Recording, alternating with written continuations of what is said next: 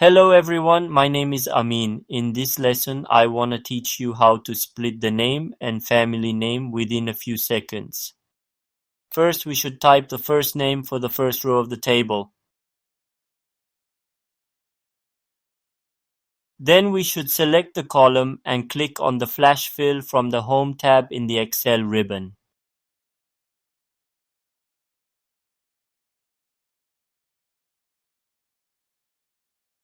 As we can see, we could split the names from the family names easily.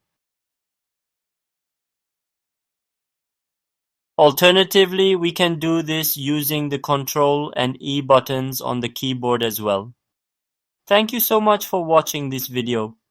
Please subscribe to our YouTube channel for future tutorials. Also, if you have any problem regarding this lesson, please leave a comment for us. Thank you everyone. Till then, take care